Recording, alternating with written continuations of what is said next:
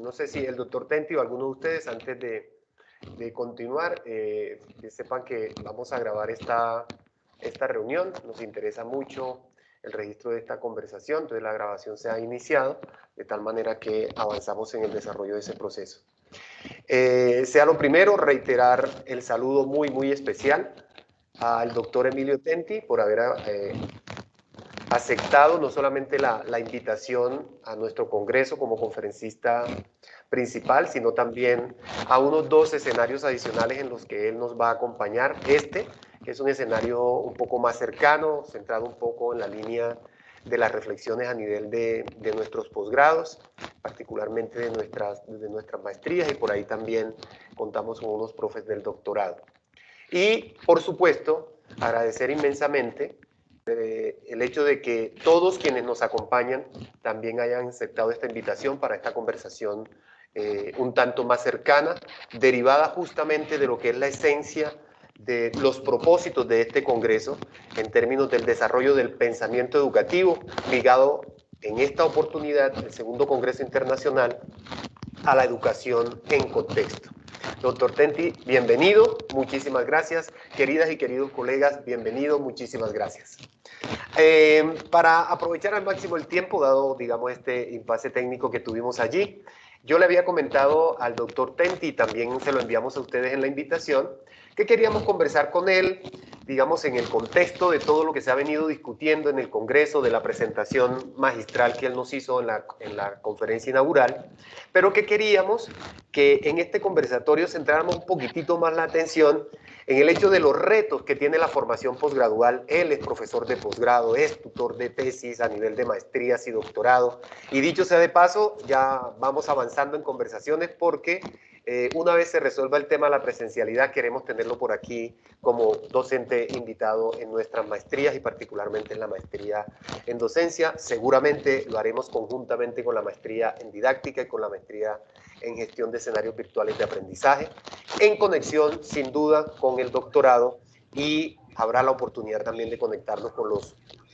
profesores y estudiantes de pregrado. Entonces, doctor Tenti, la idea es que podamos hacer esta conversación en torno justamente a que usted en principio nos cuente cuál sería su perspectiva, ¿no?, de esos retos en la formación posgradual, pero queremos también pedirle el favor que lo pongamos en el contexto latinoamericano, que es uno de los escenarios privilegiados de sus procesos de investigación, y también quisiéramos que pudiera hacer una conexión con esa categoría que se generó a partir de su última publicación, ese hecho de que la escuela, ¿cierto?, está en una situación, está en un contexto que usted ha denominado la escuela bajo sospecha. Es decir, quizás si conectamos cada una de estas categorías con respecto a los retos de la formación posgradual, encontraremos posibilidades de ampliar y ahondar en esta conversación. Metodológicamente, le proponemos, usted hace una intervención inicial y sobre la base de esa intervención abrimos entonces la posibilidad de que los colegas puedan ir presentando sus inquietudes alrededor de su manifestación. ¿Le parece, doctor Tenti? Avanzamos en ese sentido. Bueno, no sé si voy a poder conectar con las, no sé si voy a poder conectar con la preocupación de ustedes por los posgrados, porque no conozco los posgrados, no sé si son posgrados de investigación para formar investigadores o por posgrados profesionalizantes, formar gestores, administradores de la educación, planificadores. Entonces, no sé. En esa línea, un elemento de contexto es, aquí en Colombia existe una cosa muy curiosa. En general, los posgrados, maestrías particularmente, los doctorados, está salvado el hecho de que su proceso conduce a investigación de frontera, ¿cierto?, a formar investigadores autónomos.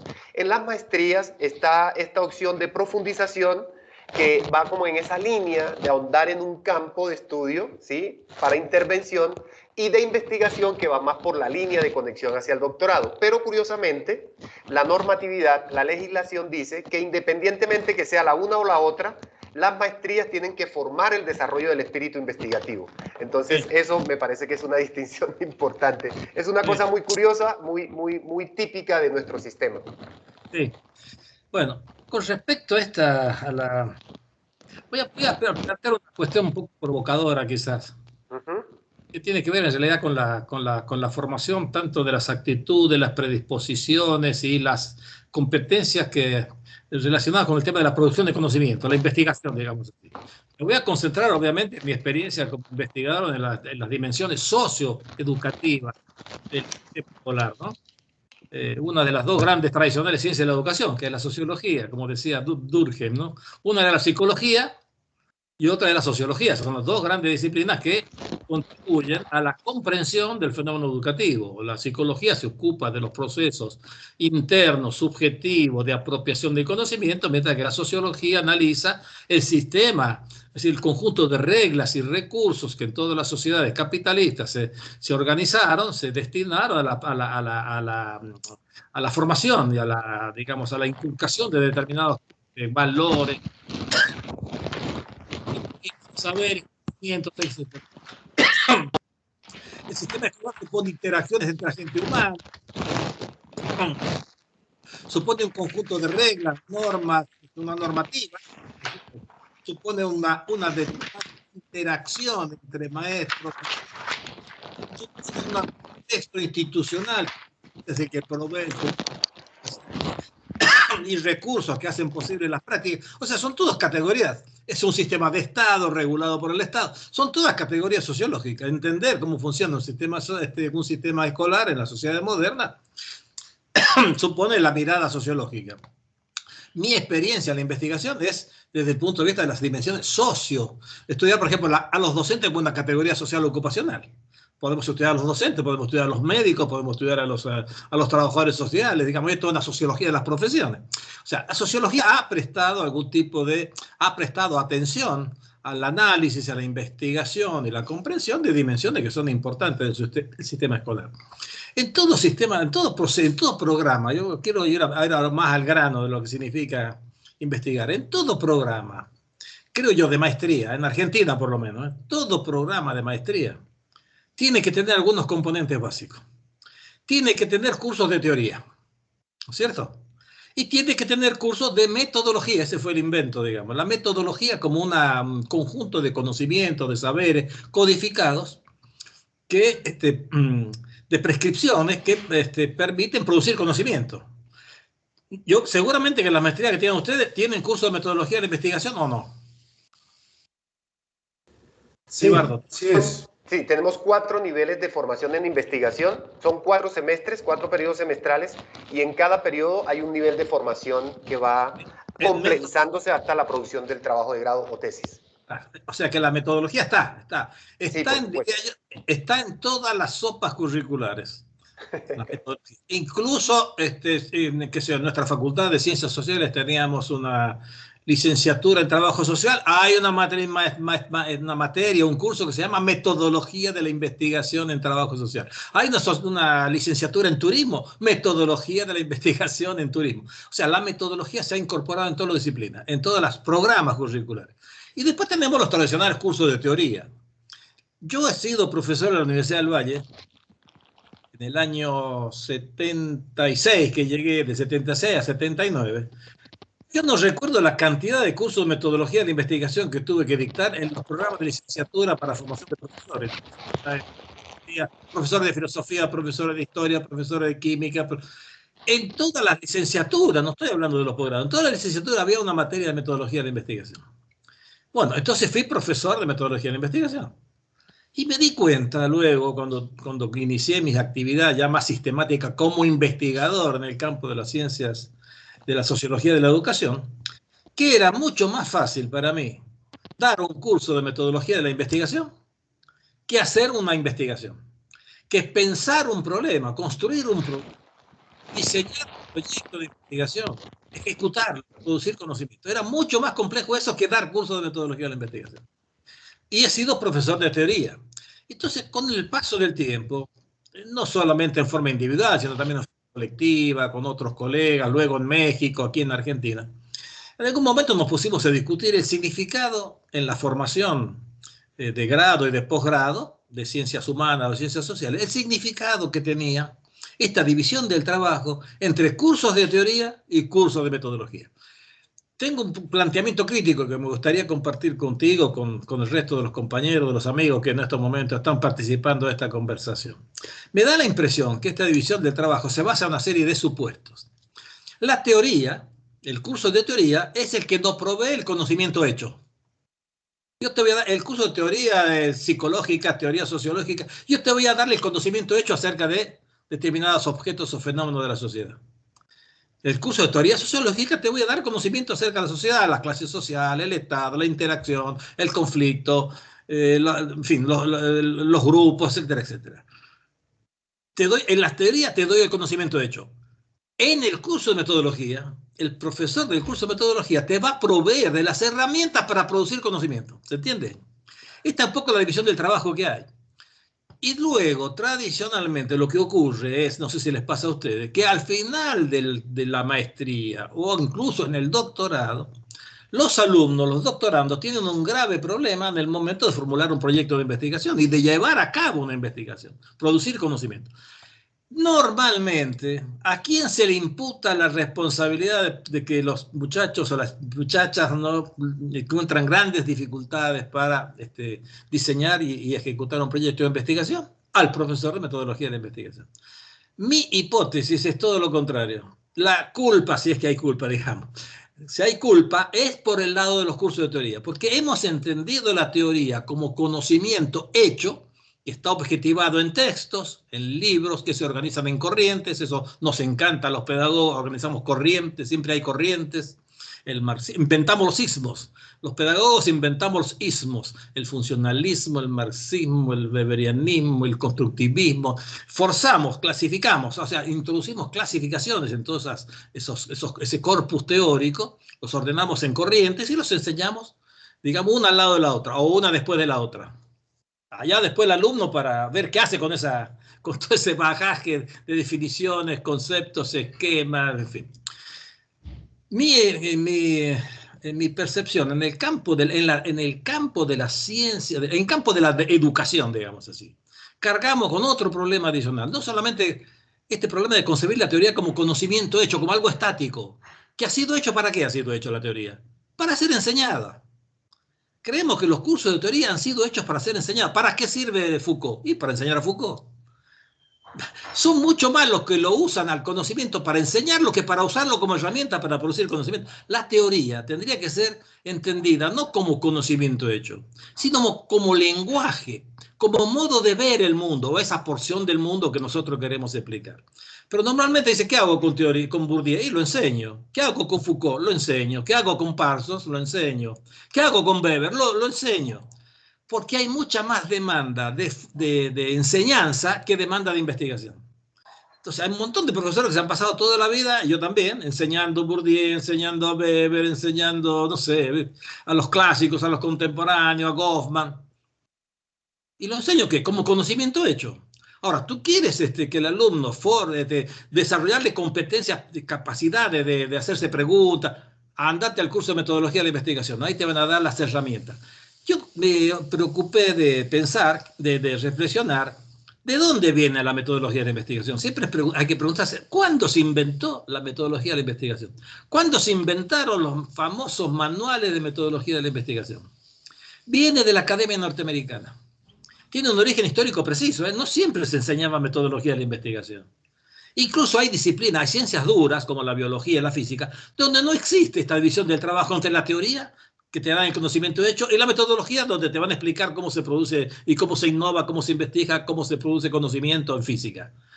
El que da el conocimiento hecho, el que da el estado del arte, digamos, el que da teoría, también concibe la teoría como un lenguaje que te capacita, que te permite ver ciertas relaciones que de otro modo no podrías ver. O que en otro lenguaje verías otras relaciones, ¿se entiende? Y que te permite entonces hacerte preguntas. No hay una relación de consumo. La teoría no es un bien de consumo, sino que es un medio de producción. Este sería un poco la concepción. Es un medio de producción. Entonces, la responsabilidad mayor cuando los jóvenes llegan al momento de tener que hacer su famoso diseño de proyecto de investigación y ejecutarlo y poder graduarse defendiendo una tesis de maestría o de doctorado, esa dificultad se debe para mí, entre otras cosas, a esta ambigua división del trabajo que se ha instalado, que se ha convertido en un sentido común que nadie discute, muy poco discutimos, que es la división del trabajo entre la teoría entendida como conocimiento hecho para ser consumido, hecho para ser enseñado y aprendido, y la metodología como un conjunto de recetas que están en todos esos manuales famosos. Yo en Cali conocí un montón de manuales, incluso los usaba. La formulación del problema, el marco teórico, la hipótesis. Esto ya es ¿cómo que diría yo? Es un sentido común que se ha instalado en la academia, que es totalmente pobre. Yo me daba cuenta que los que producen investigación, los que producen conocimiento en el campo de las ciencias sociales, casi ninguno de ellos sigue con esta secuencia. Que es un absurdo pensar que hay que definir un problema de investigación y luego viene el marco teórico. Fíjese a qué se ha reducido la teoría. Yo cuando reflexioné y me di cuenta de esta cuestión, ya hasta casi les prohíbo a mis doctorandos hablar del marco teórico. El marco es algo exterior, ¿no es cierto? Dice, tengo el problema, ya definí el problema, ahora ¿qué marco teórico le pongo? Me acuerdo que una vez una estudiante de maestría en México me dijo, Emilio, como teníamos confianza, yo era amigo de su marido, de su novio, éramos amigos. Emilio, ya hice la investigación. ¿Qué marco teórico me aconsejás que le ponga? Como si dijera un pintor, ya hice mi obra, ¿qué marco le pongo? El marco es algo exterior. ¿Cómo puede pensarse que la formulación del problema es independiente del marco teórico? Es una locura. Si uno la piensa bien, digo, tratemos de reflexionar acerca de estas cosas. Les pido a ustedes que me ayuden a ver si me dan algún tipo de respuesta. ¿Cómo puede ser que, y muchas veces en los proyectos que yo recibo como docente, que he recibido, cuando el alumno, el estudiante de maestría o doctorado, plantea el problema, habla con un lenguaje de sentido común. Luego dice, bueno, el marco teórico, vamos a utilizar en esta investigación el marco teórico marxista, vamos a concebir el Estado, comillas, te copio una definición de Estado, de Lenin, de Marx, de Althusser, clase social, se lo entenderemos, clase social, Pero he visto cantidades de tesis de maestría con este tipo de doble lenguaje, este bilingüismo, el lenguaje de sentido común en el momento de la definición del problema y el lenguaje supuestamente teórico, que es una especie de síntesis de definiciones del marco que el tipo eligió. Es decir, donde el problema no tiene nada que ver con la teoría, ¿se entiende? Esto es un problema. No existe un conjunto de reglas o procedimientos para producir investigación. A mí me gustó una definición que leí de un filósofo francés, dijo, el método es el camino que hemos recorrido una vez que hemos llegado a destino. O sea que el método uno lo reconstruye después. Pero no es que uno tiene ya el mapa, la hoja de ruta, que dice primero esto, después esto, después esto. El método dice, es el camino que hemos recorrido una vez que hemos llegado a destino, ¿se entiende? Y después, como investigador, yo me olvidé de los manuales de metodología de investigación. Yo tengo la hipótesis que los manuales de metodología de la investigación, con sus etapas, son más bien obstáculos, creo que impiden, son como obstáculos para los jóvenes cuando tienen que realmente formular problemas de investigación. Uno de los problemas para mí es esta disociación, esta falsa, esta ambigua división del trabajo, errónea, diría yo, división del trabajo entre teoría, conocimiento hecho, metodología, técnica para lo que en el campo de las ciencias sociales o de las ciencias humanas tenemos. Son técnicas, no el método como una serie de secuencias lógicas. Tenemos una serie de técnicas para producir información.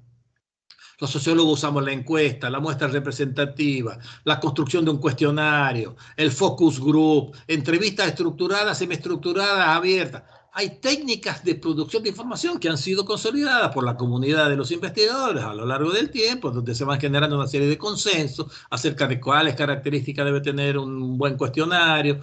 ¿Sí? ¿Se entiende? ¿Cómo trabajamos variables cualitativas, variables cuantitativas? ¿Qué significa? ¿Cómo se pasa de un concepto a una variable, de una variable a los indicadores, de los indicadores a un índice? Hay una serie de procedimientos que tienen que ver con el tema de la producción de información y del tratamiento que se le da a esa información. Bueno, esto lo dejo ahí como para que compartamos algunas reflexiones, ideas. Yo sé que esto, recuerdo que una vez vine con este me invitaron a una universidad, a una conferencia, una amiga, y yo no sabía que ella era profesora de metodología de la investigación. Y me dijo, tú me has estado saboteando mi curso acá. Porque los estudiantes a veces, porque los que están viviendo esta difícil experiencia que es de cómo casar la teoría con la metodología, se dan cuenta que los manuales son de poco auxilio, o a veces fuerzan los proyectos y los quieren formatear de acuerdo al modelo ese famoso de la secuencia del problema teórico, la hipótesis. De En fin, acuerdo, ok. en poco Muy esto bien. es mi planteamiento. Yo diría que pensemos la teoría no como conocimiento hecho, sino conocimiento hecho para producir conocimiento. Ok, La teoría es el lenguaje que usamos nosotros. Eso dice, ¿qué marco teórico? No, el marco teórico la tenés. Todo el mundo tiene marco teórico. Es el lenguaje que usás cuando hablas de educación. Eso de es. acuerdo. Ok, aquí el profesor Daniel Lozano está levantando la mano. Antes de darle la mano al profesor Daniel, en la línea de lo que le decía, creo que por allí nosotros como maestría ya hemos avanzado. Nosotros no tenemos cursos de metodología de investigación, sino que es un proceso que se hace sobre la base de la construcción del proyecto de investigación desde el primero hasta el cuarto semestre. Incluso, dicho sea de paso, hay un ejercicio de resistencia de la facultad y del programa frente al intento de homologación de cursos de metodología de investigación a nivel institucional. Profe Daniel, ya podemos avanzar y ahondar en eso, doctor Tenti. Maestro Daniel, buenas noches. Buenas noches a todos los colegas, buenas noches a Eduardo, al doctor Tenti. Muchas gracias por compartir con nosotros este espacio. Gracias. Lo he escuchado pues con mucha atención su intervención. Pues debo expresar que yo estoy totalmente de acuerdo con lo que usted dice. Es más, lo que dice me sirve un poco de contexto para la intervención que tenía preparada, ¿no? Y así a manera un poco de anécdota quisiera contarle que cuando yo soy de profesión sociólogo y me muevo también un poco en el campo de la ciencia política.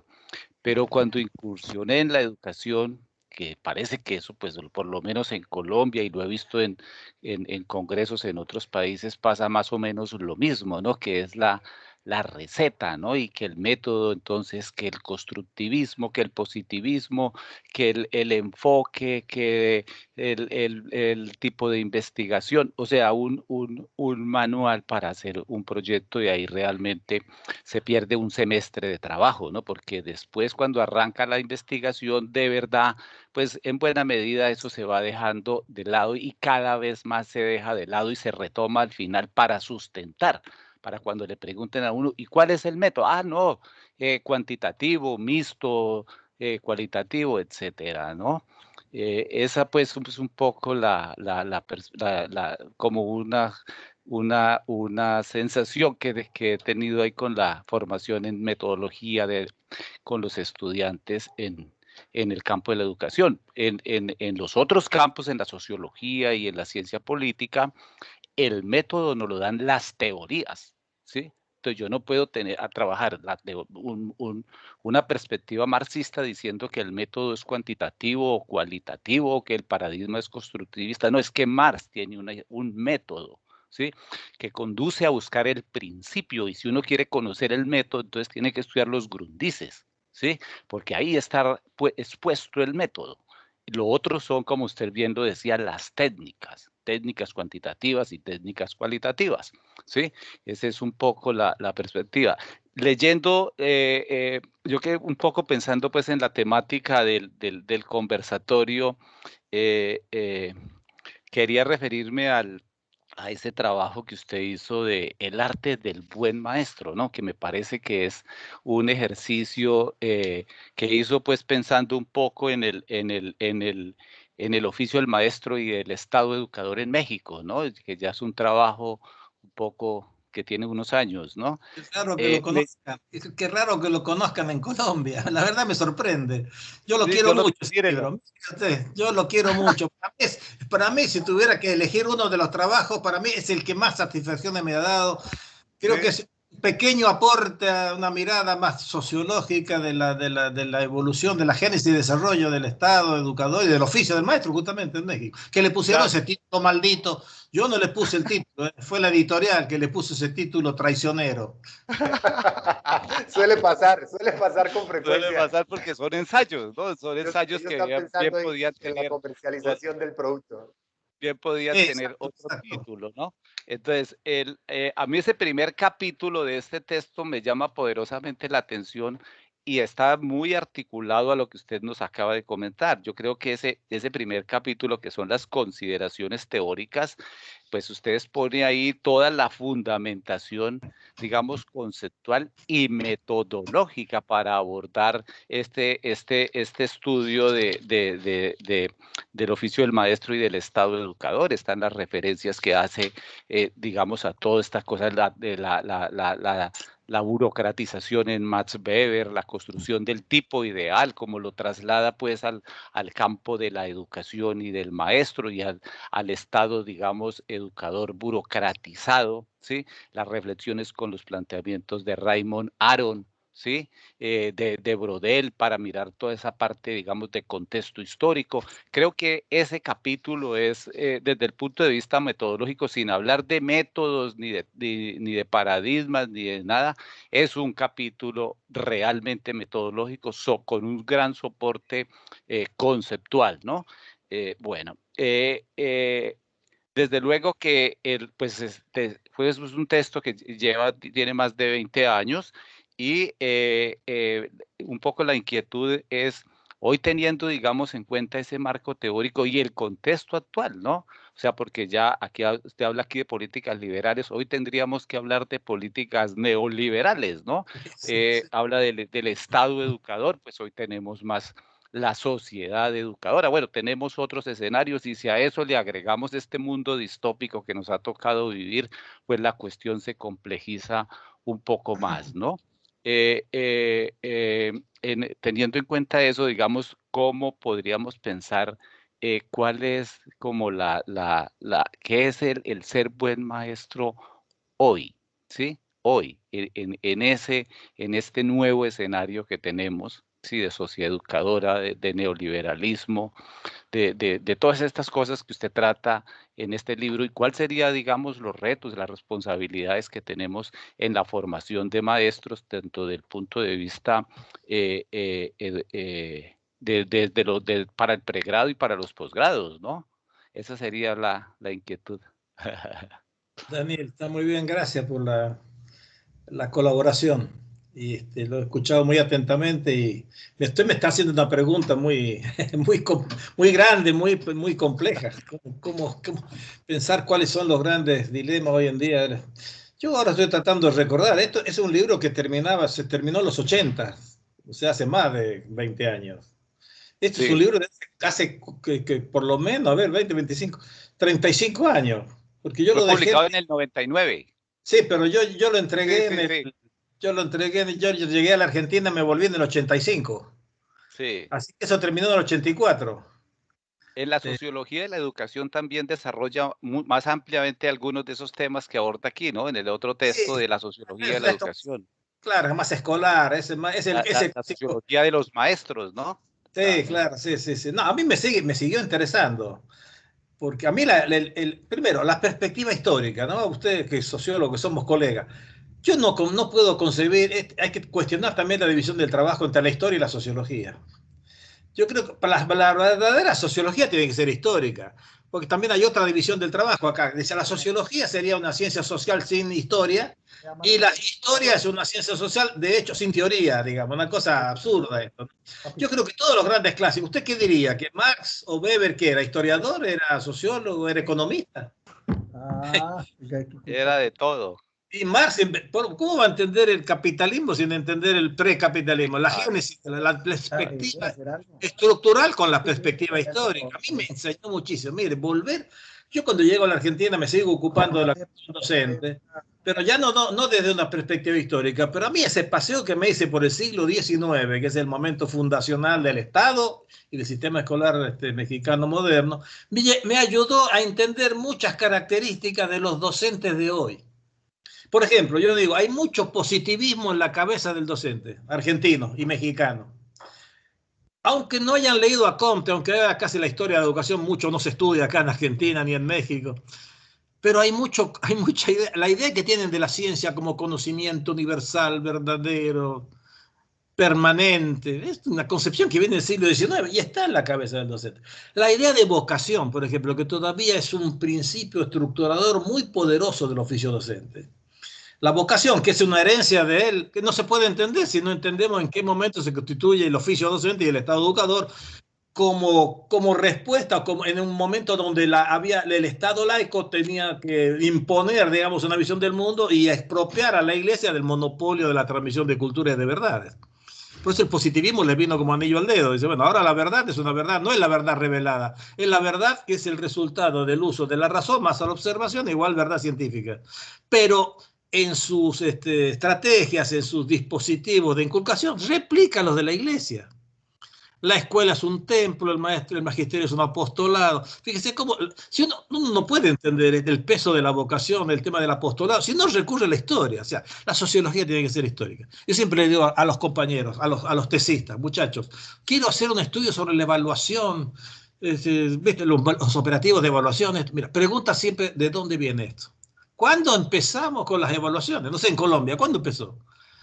En Argentina empezó en el año 1992 con una ley de educación que institucionalizó el Sistema Nacional de Evaluación de la Calidad de la Educación.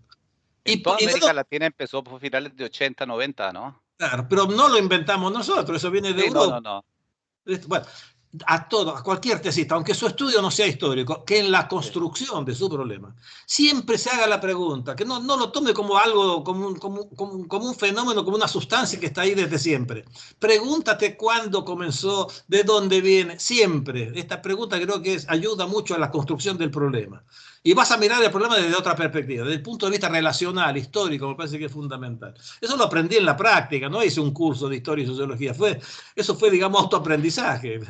Yo tuve la suerte que me pagaron durante 3 años para hacer una especie de historia social de la educación mexicana. Yo recién llegado de Cali, me pagan a un extranjero para hacer esto, entonces me tuve que leer todas las historias de la educación, me fui a los archivos.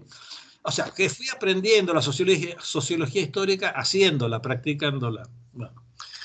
Okay. Bueno, este es un tema. Hoy en día, obviamente, estamos en otro, sí, seguimos siendo sociedades capitalistas, está el tema de la globalización, y está el tema del cuestionamiento de la institución, hasta el momento fundacional, el Estado. ¿Cuál era el sentido de la escuela? Hoy hablamos mucho de derechos, ¿no? Porque tengo amigos, derecho a la educación, y se olvidan que la escuela, la educación escolar fue una obligación, no un derecho. Las escuelas se fundaron, el sistema educativo se fundaron, no como resultado de la presión de los analfabetos que decían, queremos que nos alfabetizarnos, queremos aprender matemáticas. No, son las clases dominantes que oponen como obligatoria la educación. Todavía hoy es obligatoria la escuela, fíjense qué interesante. Y no pensamos en eso. Eso también tiene una raíz histórica, tiene un sentido histórico. Había que había que inventarse al colombiano, había que construir al colombiano, al argentino, como había que constituir al francés, al italiano, a partir de una diversidad cultural, de lengua, de identidad. Esta nueva configuración que se llama el Estado, ¿no es cierto? Un poder en un territorio bien delimitado, necesitaba de construirse al ciudadano, había que constituir al ciudadano. Hoy en día la pregunta que nos hacemos es, ¿cuál es el sentido de este aparato escolar? ¿Es formar colombianos? Yo siempre digo que por ahí se forma mala identidad argentina, cuando algún argentino gana algo a nivel internacional, con el fútbol, ahí salimos todos con la bandera, ahí nos sentimos todos argentinos. Yo no sé si el sentido hoy en día, el sentido de la escuela, hay una lucha por imponer este sentido, y en esta lucha, creo que en toda América Latina, los economistas son los que han tenido la palabra, son los que juegan un papel dominante. Hoy en día, desde esa perspectiva dominante que llama la liberal, neoliberal, neocapitalista, es la formación de recursos humanos. Hay un economicismo dominante, es la formación de recursos humanos, reducir al hombre a un recurso humano, una cosa que me parece lamentable a mí de todo punto de vista. Bueno, este es el tema. El tema es que todavía dentro del sistema escolar existe una serie de capas geológicas, ¿no? Se habla de profesionalización de los docentes. Volviendo al tema docente, a mí me parece, en primer lugar, volviendo a tu pregunta inicial, la cuestión docente para mí es central, porque este sistema es intensivo en fuerza de trabajo. El edificio, las didácticas, las tecnologías, las computadoras, todo pasa por la mediación del maestro. No se ha inventado todavía la máquina de enseñar y aprender. Tenemos que pasar por la mediación. Por lo tanto, es la columna estratégica fundamental. Si ustedes me dicen de qué depende la calidad de la educación, ¿cuál es el factor estratégico? Más que la ley de educación, el currículum, es el maestro. Entonces, para mí, discutir la condición docente es fundamental. Y desde el punto de vista yo soy bastante crítico, por lo menos en el caso argentino. En Argentina, para que sepan ustedes en qué nivel estamos, existen más de 1.500 instituciones. Tenemos 45 millones de habitantes y tenemos 1.500 instituciones formadoras de docentes, entre las públicas y las privadas. Algunas pequeñitas de 150 alumnos. Yo no creo que en Argentina existan 1.500 pedagogos de alto nivel para dirigir esas instituciones. Entonces, ¿qué tipo de docente estamos formando? ¿Qué profesionalidad tienen estos docentes? Es preocupante esto. Es un tema muy delicado porque meterle mano a esto es dificilísimo porque hay que reunir una serie de condiciones políticas que son muy difíciles de reunir. Pero, para colmo, alrededor de esta cuestión también, no sé si los comenté rápidamente cuando hablé de los escenarios, pero hay dos grandes perspectivas. Desde digamos, la propuesta neoliberal de derecha, como la quieran llamar, al docente se lo piensa como un trabajador con las mismas categorías que se piensa un productor de bienes materiales. Hay insumo, proceso, producto. La calidad del docente se mide por la calidad del producto, como la calidad de un carpintero se mide por la calidad de la mesa, las sillas o los muebles que construye. ¿Cuál es el producto del maestro? El promedio de aprendizaje de matemáticas. Si soy profesor de matemáticas, el promedio de los estudiantes al finalizar el ciclo escolar utilizando estos famosos dispositivos de opción múltiple, etcétera, etcétera. Entonces, el objeto es pensar el maestro desde este punto, con este andamiaje conceptual, me parece extremadamente pobre. Yo prefiero pensar al docente, y ahí me inspiré en un italiano que se llama Paolo Virno. Prefiero pensar a este tipo de ocupaciones, como la de la docencia, la del sacerdocio, la de la política, como una performance, como una ejecución virtuosa, como una praxis en el sentido griego. La praxis no tenía como resultado la elaboración de un producto inmediato. La poiesis, es así, la poiesis era una actividad, un esfuerzo que tenía como resultado la producción de un pan, una silla, una mesa, un martillo, un producto inmediato, tangible. Pero lo que hacemos nosotros es praxis, que tiene esta cualidad, no tiene producto inmediato, medible, menos medible. Y segundo, que requiere la cooperación del público. Una performance, un partido de fútbol es una performance, un concierto en vivo que hace un pianista, un grupo de rock es una performance.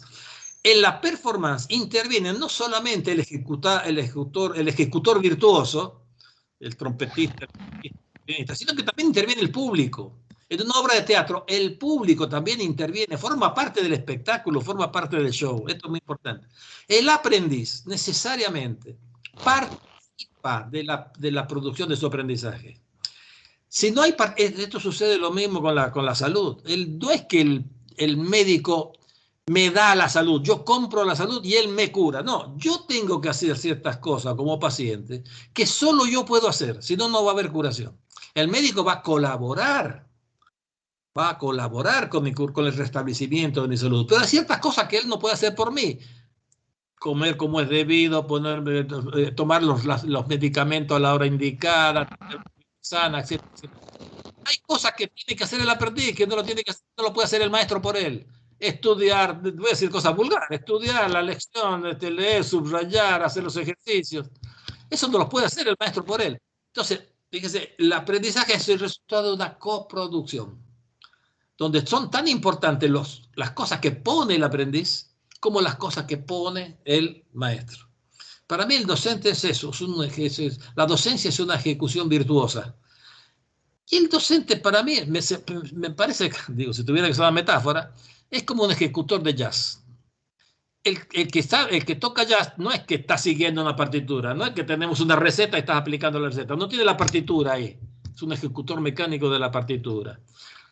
No, el tipo tiene una alta formación musical, pero es un improvisador, es un inventor, es un innovador regulado, no es un innovador libre. Él tiene un conocimiento musical, tiene una estructura, pero no está siguiendo un conjunto de indicaciones, de prescripciones específicas.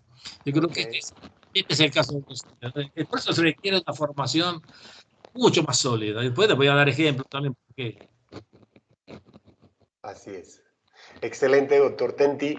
Y así se reconoce en los comentarios y las preguntas que aparecen en el chat, que gran parte de ellas creo que en el discurrir pues, de su presentación ha ido abordando de distintas perspectivas.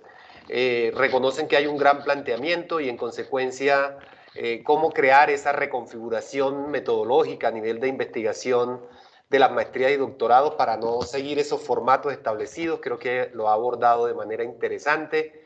Ese planteamiento pues lo hace el profe Edgar Lucero. Hay unos agradecimientos de Tomás Alejandro, la profe Andrea agrega que es muy interesante la reflexión y una cosa fundamental que invita a seguir repensando el desarrollo del proceso. Mientras usted hablaba, recordaba un encuentro sobre praxis investigativa reciente que tuvimos desde la maestría en docencia, y una de las cuestiones que se puso en suspenso fue justamente el marco teórico, el famoso estado del arte. Entonces la conversación creo que empata muy bien con esas reflexiones que se vienen dando desde el programa. El profesor José Raúl también, citando desde su libro de la condición docente, hace alusión y pregunta sobre qué decir sobre la condición docente hoy. Creo que también ha abordado usted ahí unos elementos fundamentales. Y el profe José Luis ya centra la atención en un asunto, digamos, más cercano a lo que usted, digamos, planteó esta mañana y a sus recientes publicaciones. Y él plantea, ¿ha cambiado en este tiempo de pandemia y pospandemia el sentido de la escuela y de los educadores? ¿Qué es lo que será realmente diferente en el inmediato futuro? Y él dice que no se está refiriendo tanto a la forma, sino en cuanto al sentido del ser maestro y al sentido de ser de la escuela.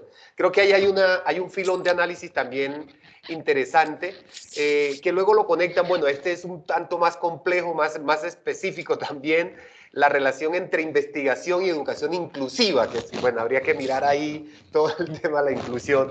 Y yo quisiera agregarle, doctor Tenti, una cuestión que me llamó mucho la atención también en sus planteamientos, y es para reconectar, digamos, esos retos de la formación y la investigación posgradual con lo que acontece en la sociedad. ¿Cómo lograr que la investigación en posgrados contribuya para que en la sociedad se puedan construir mejores criterios de verdad? Es decir, para que la escuela sea cada vez menos reflejo de la sociedad y pueda ser un poco más pauta. Cómo la investigación y la formación, ¿cierto?, pueden contribuir para que en la sociedad se constituyan y se puedan construir mejores criterios de verdad. Y creo que eso se conecta un poco con la pregunta del maestro José Luis, sobre todo en un contexto hoy en el que las tecnologías de la información y la comunicación tienen un gran impacto. Le dejamos ahí ese otro par de inquietudes. Bueno, está el tema de la pandemia. Yo creo que la escuela democrática, la escuela para una sociedad menos desigual, más humana, más inclusiva, como le quieran llamar, va a tener que ser una escuela contracultural. Porque los rasgos de la dominante, de la cultura dominante, digamos, nosotros somos incluyentes, somos igualitaristas. Yo les comentaba ayer el título del libro de Dubet, que sería bueno que no sé si llegó allá a Colombia, lo conocen, dice, ¿por qué preferimos la desigualdad aunque digamos lo contrario? ¿Por qué preferimos la desigualdad aunque prefiramos lo contrario? Todos los educadores queremos la igualdad. Mira, en nuestras investigaciones comparativas que dio lugar al libro ese, La condición docente, que después del libro ese hicimos otra encuesta, la misma encuesta en México. En todos los países había un indicador, una pregunta. Yo quería saber cómo se ubicaban en el polo ideológico, un poco forzado, esquemático. Ustedes saben ahí, progresistas y conservadores. Los progresistas, en el caso de elegir entre libertad e igualdad y justicia, preferimos la justicia. Reconocemos que la libertad es importante, pero si tuviera que elegir entre la igualdad y justicia, me quedo con la justicia. La pregunta decía, eran dos frases. Los dos valores son importantes, pero si tengo que elegir uno, pues elijo la libertad. La mayoría de los docentes latinoamericanos somos igualitarios. Somos buena gente, somos solidarios, preferimos la solidaridad a la competencia, pero luego nuestras actividades, nuestras prácticas reales no es coherente con nuestras declaraciones de principio. Ningún ser humano es coherente con sus declaraciones de principio, ¿no? Hay un libro famoso de Dostoyevsky que se llama Memorias del subsuelo, que el personaje central es un tipo que vive atormentado porque tiene una serie de valores, una serie de principios en la vida. Luego en su actividad cotidiana el tipo no puede seguir esos principios. Entonces vive permanentemente acomplejado porque es consciente de esta contradicción que le produce una serie de tensiones interiores, digamos, ¿no? Entonces la escuela hoy en día, creo yo, los que creemos en una escuela que contribuya a la construcción, que contribuya, ojo, porque también está el educacionismo que es dañino, de creer que la escuela es lo más importante que hay en la sociedad, que con la escuela se logra la justicia social, se perfecciona la democracia, se baja la delincuencia, los accidentes de tránsito, va a haber menos enfermedad, o sea, eso lo dicen los políticos antes de las elecciones. Eso ojo, a nosotros nos suena como música al oído, digo, nosotros los que somos del sistema escolar decimos qué importantes que somos, qué fabulosos que somos, pero después como las sociedades son cada vez más escolarizadas, pero al mismo tiempo las desigualdades crecen, la democracia está en peligro, han visto lo que es en Europa, la tensión electoral terrible, aparecen propuestas neoautoritarias, la delincuencia sigue, la drogadicción sigue, después resulta que somos los culpables de todos los problemas, es culpa de la escuela que no, hay desempleo porque la escuela no desarrolló competencias, ¿se entiende? O sea, la escuela está viviendo una serie de tensiones muy importantes, sería bueno que los que van a ser, los que están preparándose, se están formando, tanto en grado como en posgrado, para docencia, para la investigación, para ser funcionarios, administradores, planificadores, fueran conscientes de los tironeos que hay alrededor del sistema escolar contemporáneo. Por eso digo que está bajo sospecha la escuela. La escuela es de institución discutida. Hace 50 años la escuela era sagrada, nadie discutía la escuela. Entonces es bueno saber o incorporar en la formación docente estas grandes tensiones que existen en la sociedad para que el sistema escolar pueda dialogar con estas tensiones. No digo inculcar una determinada posición por el Estado en vez del mercado, pero por lo menos que discutamos que en el tema de economía hay dos grandes alternativas. Uno son los pro mercados que creen que el mercado es una ley natural y otros que creen que el mercado requiere una serie de condiciones históricas y que tiene una serie de defectos el mercado. Bueno, por lo menos que para que la gente luego pueda elegir. ¿No? Cuando un tipo sea chico, sea un adulto, sepa cuáles son estas grandes tensiones. Bueno, esto lleva todo el planteamiento de la formación inicial de los docentes, que me parece que esto tenemos que hacer una gran revolución intelectual y moral. Por otro lado, también es requerido una amplia formación general entre los docentes. ¿Por qué? Porque a los docentes es uno de los oficios más complejos de las sociedades contemporáneas. Porque a nosotros, a diferencia de otros profesionales, nos cambian permanentemente los problemas en las aulas. A un cardiólogo resuelve viejos problemas. Los problemas más frecuentes que tienen que atender los cardiólogos ya los conocen ellos. Son obstrucciones en el sistema endovenoso, los infartos. Los problemas son siempre más o menos los mismos y ellos tienen la ventaja que acumulan nuevas técnicas de diagnóstico, los conocen cada vez mejor los problemas.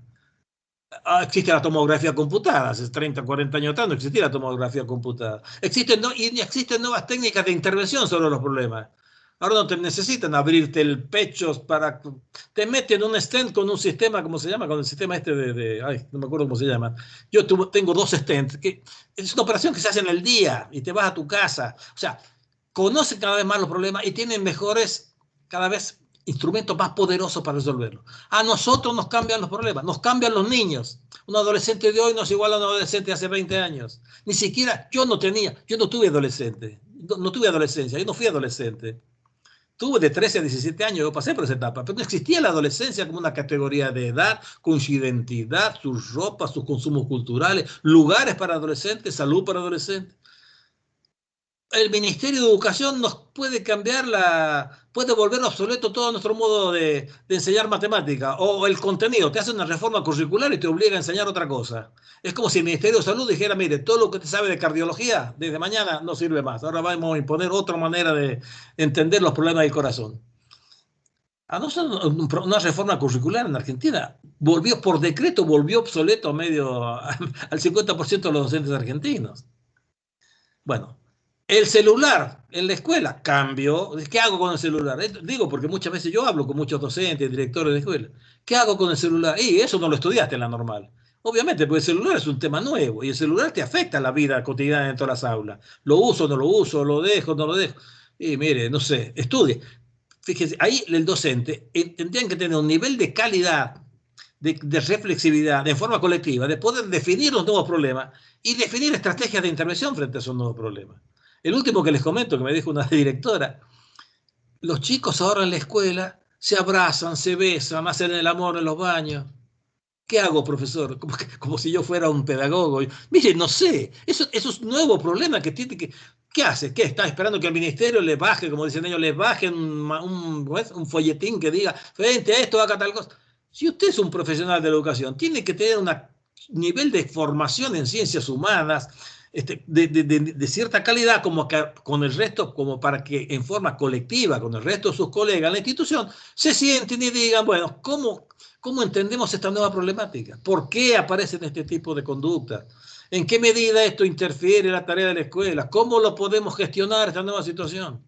Pero para eso hay que tener una formación amplia en psicología, en sociología, sociología de la cultura, para dar respuesta a nuevos problemas que se nos presentan. El cardiólogo no tiene estos problemas, no es que le aparece cada año un problema, una patología nueva a sus pacientes. Las patologías son más o menos siempre las mismas. Bueno, por eso digo, esto tiene un impacto en la formación docente.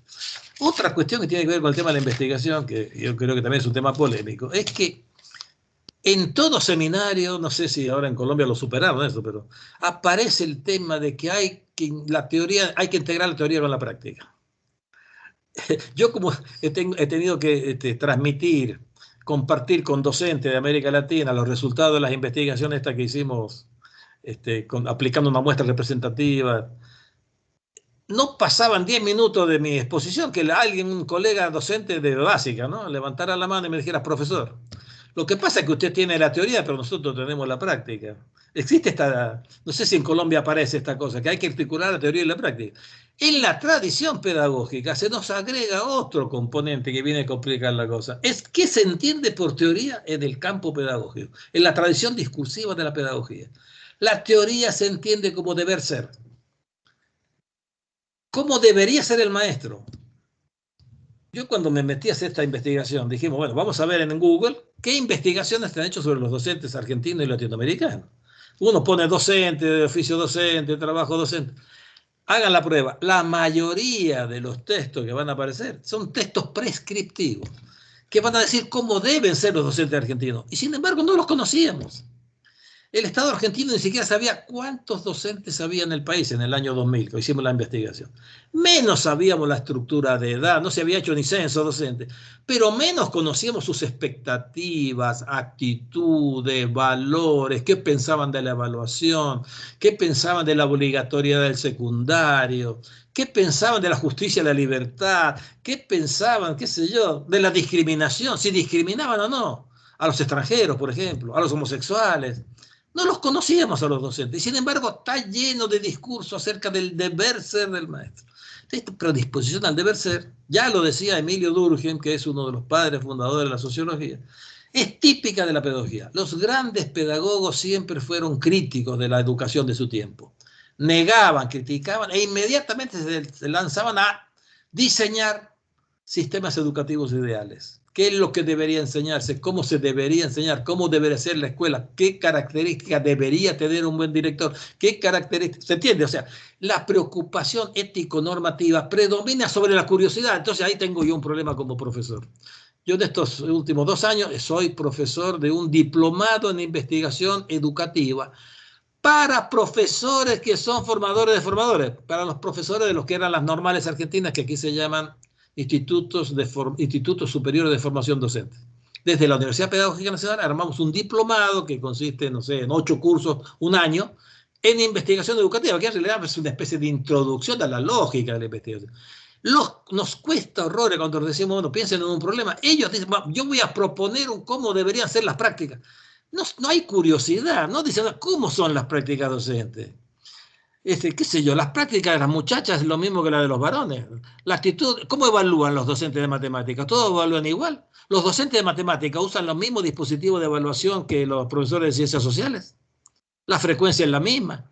No hay curiosidad. No, ¿cómo se debería evaluar? ¿Cómo deberíamos evaluar? ¿Cómo debería ser formativa, orientada por la pedagogía, no sancionada? Sí, estoy de acuerdo. Pero primero hay que conocer con lo real, cómo es lo real. Entonces, este es otro obstáculo que tenemos. La teoría no es el deber ser. En las ciencias naturales no es que Newton dijo, los cuerpos deben caer. No, los cuerpos caen por la ley de la gravedad. ¿Por qué se caen los cuerpos? No que deberían caer, ¿se entiende?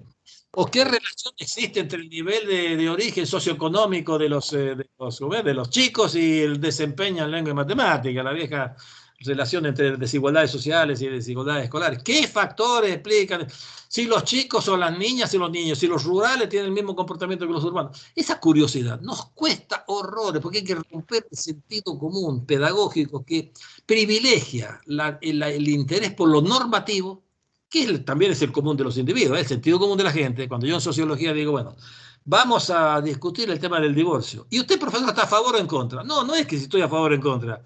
Vamos a hacernos preguntas, a ver, ¿cómo ha evolucionado el porcentaje de divorcio en Buenos Aires durante los últimos 10 años? ¿Quiénes se divorcian más? ¿Quién toma la iniciativa? ¿Si el hombre, la mujer, en la pareja? Ese tipo de... No, pero usted está de acuerdo. Tema secundario, si estoy de acuerdo, si debería divorciarse la gente o no. Yo soy sociólogo y quiero ayudar a entender cómo funciona la sociedad. Entonces, esta curiosidad básica a veces nos cuesta mucho. No sé si les pasa a ustedes con los maestrandos, con los doctorandos, ¿no? Que romper la preferencia por lo normativo. Uno dice, bueno, si somos profesionales está bien. Pensar, de tu tesis propone un sistema de evaluación, propone un sistema, no sé, un modelo de enseñanza, de organización de la participación de los padres en la escuela, como debería ser la participación, para hacerlo. Pero eso es una preocupación más del que está en el gobierno, en la gestión educativa, que la de un investigador. El investigador no como debería ser la sociedad. Bueno, esto para mí es una ruptura, diría yo, epistemológica. No me gusta la palabra. Un colega sociólogo en un momento me dijo en un seminario que estaba y repetían que la epistemología, ¿viste? Porque está lleno de epistemólogo, epistemologismo. Y me dice al oído, yo cada vez que escucho la palabra epistemología tengo ganas de sacar el revólver, me dice. Ok. Doctor Emilio, hay otro conjunto allí de inquietudes, de comentarios y de preguntas en el chat, pero quisiera privilegiar la intervención de Evelyn, que ha levantado la mano. En el contexto pues de que no nos podemos encontrar físicamente, creo que tiene un valor esencial que podamos habilitar nuestras cámaras y plantear de manera oral nuestras opiniones o preguntas. Evelyn, tienes la palabra, por favor. Ya vamos a volver sobre el chat y compartiremos lo que los colegas están allí planteando también. Evelyn. Buenas noches, maestro. Me parece muy interesante. ¿Me escucha? Sí, te escuchamos muy bien, Evelyn. Ah, bueno. Te veo. Me parece y te veo, muy exacto, es importante.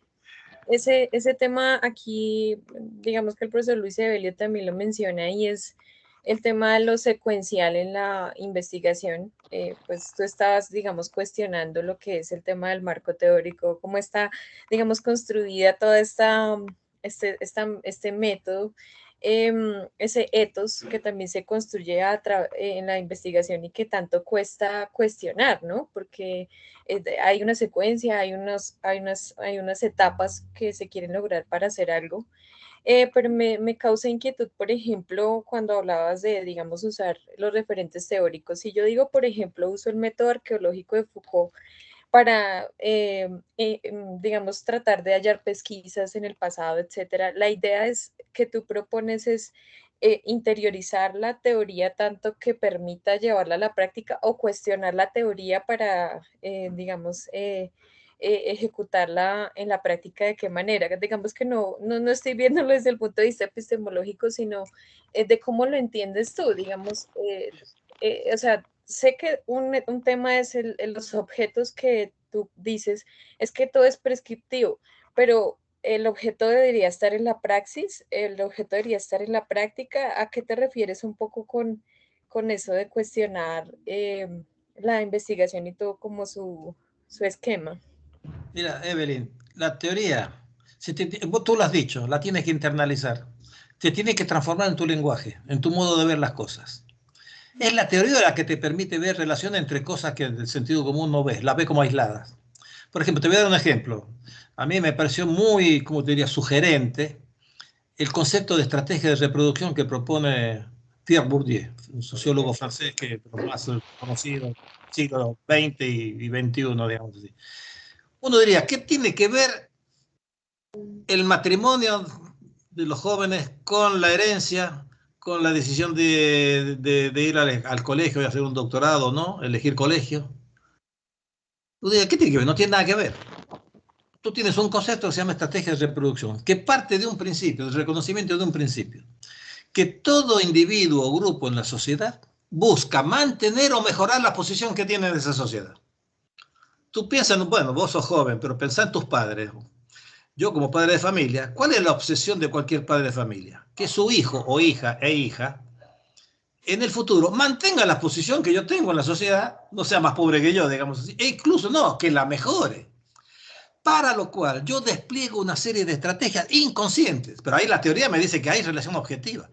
Esas estrategias inconscientes son estrategias de reproducción de la salud física del chico. Yo lo mando a gimnasia, a la nena a danza, al muchacho lo mando a fútbol o que haga, no sé, cualquier otro deporte, porque es importante un cuerpo sano, ¿no es cierto? Lo mando a una escuela, elijo un establecimiento escolar de calidad para que el tipo se apropie de este conocimiento que se ha convertido en un capital en las sociedades modernas. Me preocupo con quién se va a casar, con quién va a ser una alianza matrimonial, que se case con alguien más o menos de su nivel o mejor, si es posible. Yo diría, ¿qué tiene que ver la preocupación por la alianza matrimonial con la escuela? Todas tienen que ver, porque son prácticas que apuntan al mismo objetivo, aun cuando sea inconsciente en la familia, que es este principio de reproducción, mantener o mejorar la posición que se tiene en la sociedad. Fíjate, si tú miras la educación, las estrategias, las prácticas educativas, las inversiones educativas que hacen las familias, desde esta perspectiva relacional, la cosa se te aparece bajo otra luz. La vas a ver de otra manera, no vas a ser una educacionista, pedagogista, vas a ver los objetos sociales no como esencias, sino como relaciones. Entonces, la elección de escuela tiene que ver con la elección de cónyuge, tiene que ver con la elección de pediatra, de inversiones sobre la salud física, tiene que ver con la herencia, porque toda familia busca, acumula dinero, y bueno, esto va a ser para el nene, para la nena, quiero un capital, un ahorro que después se lo voy a heredar a mis hijos. ¿Qué tiene que ver la herencia económica con la escuela? Tiene que ver la herencia económica con la escuela. Tiene que ver. Pues fíjate, hoy en día el capital educativo se ha convertido, por eso la importancia de la escuela hoy. Alguien me preguntaba, no sé si fue el amigo Daniel, que la escuela hoy, sí, la escuela hoy es cada vez más importante, porque la escuela tiene como una de los principales efectos la apropiación de conocimiento duro, que constituye hoy un capital, que es una riqueza que produce riqueza. Hasta hace unos 50 años, las clases altas urbanas de América Latina no necesariamente mandaban a sus hijas, mujeres, por ejemplo, a la universidad. Le bastaba un secundario, que fuera un magisterio, que en Argentina el magisterio era de nivel secundario. Y punto. Ni siquiera a veces a los varones. ¿Por qué? Porque la reproducción la garantizaban con la herencia económica. Le heredo la fábrica, le heredo las tierras, el cafetal, la viña en Mendoza, en Argentina, ¿no es cierto? Los campos de soja en Argentina. La reproducción se basaba fundamentalmente en la herencia. Hoy en día, todos los hijos e hijas de las burguesías urbanas de América Latina mandan sus hijos e hijas a la universidad. En París, en Londres, en Buenos Aires, en Bogotá.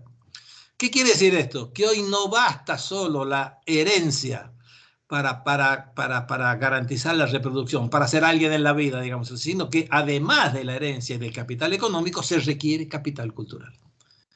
Esto explica la feminización, la masificación de los estudios universitarios y la incorporación de las mujeres a las universidades.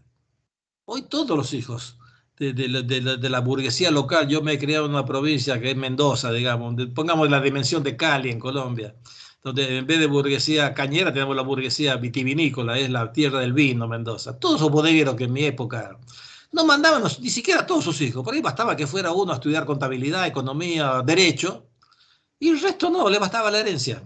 Entonces, fíjate vos, ves, si uno mira, si no tuviera yo en mi cabeza la teoría de la reproducción, yo no vería esas relaciones. Te voy a dar un ejemplo. Este es un ejemplo práctico para ver cómo una buena teoría te permite ver cosas y relaciones que de otro modo no podrías ver. Y esto no está en el manual de metodología de la educación. Esto viene en la teoría, ¿me entiendes? Viene, te lo da la teoría. Entonces, tú dices, ¿qué teoría uso? Usa la que tienes. Tú vas a usar el lenguaje que tienes. Tu lenguaje es lo que te permite ver. El lenguaje para mí es fundamental. Todo el mundo tiene teoría. Por eso ese planteo que me hacían los docentes a mí, profesor, usted tiene la teoría, nosotros tenemos la práctica, es totalmente falso. Yo le digo, mire, usted también tiene teoría. ¿Qué es? ¿Un autómata? ¿Cómo que no tiene teoría? Usted no sabe lo que es la práctica, lo que es la pedagogía, lo que es el Estado, no sabe lo que es la estructura social. Usted habla de clase alta, media, baja, usted tiene teoría. ¿Cómo no tiene teoría? ¿Usted sabe lo que es el poder? Sí, bueno, usted también tiene teoría. Teoría tenemos todo. ¿Y usted cree que hacer una investigación, le digo, sobre docente, que con una muestra representativa en 5 países, que es una cosa? No es que estoy en un laboratorio, estoy encerrado en mi oficina delirando, porque a veces se piensa la teoría como algo así, que pensamiento puro, eso lo serán los filósofos. Pero yo soy sociólogo, yo tengo que rendir cuenta, tengo que proveer pruebas empíricas de las relaciones que yo postulo. Y esto es toda una práctica, esto es un trabajo, práctica, armar los cuestionarios, hacer el cuestionario, aplicar los cuestionarios, armar bases de datos, es una práctica. La diferencia, le digo, es que la teoría de ustedes, la teoría que tiene el carnicero, que también tiene teoría sociológica, sabe lo que es el poder, repito, sabe lo que es el poder, sabe, este tiene más poder que ahora, antes tenía poder, ahora no tiene poder, tiene menos, todo el mundo usa, pero él puede usar un lenguaje aproximado, mientras que a nosotros que somos profesionales de las ciencias sociales, yo tengo que usar un lenguaje responsable. Quiere decir que yo debo estar en condiciones de responder. Si usted me pregunta a mí, ¿qué entiende usted por Estado? A mí me pagan para hablar de esto y para escribir de esto. Yo tengo que ser capaz de dar una respuesta coherente, sistemática, formal de lo que entiendo por Estado.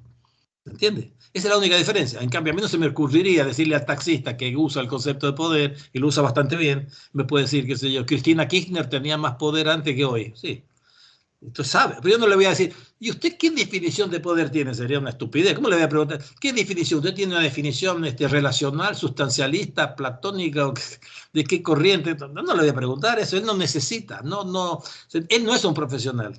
Pero que teoría tenemos todo el mundo. Lo que tenemos es una distinta relación con los objetos. Yo suelo decir que yo veo la escuela, yo tengo un librito que se llama La escuela vista de afuera. Yo voy a la escuela a estudiarla. Para mí la escuela, el mundo de la escuela es un objeto de estudio. Para el maestro que todos los días se levanta a la mañana y va a las 8 de la mañana, de 8 a 13, no sé, a trabajar, él no va a la escuela a estudiarla. Él va a la escuela a trabajarla, va a hacer. Para él la escuela no es un objeto de estudio. Para los tesistas, para usted quizás que es tesista y va a hacer una investigación sobre la disciplina, ¿a qué va a la escuela usted? Va a mirarla.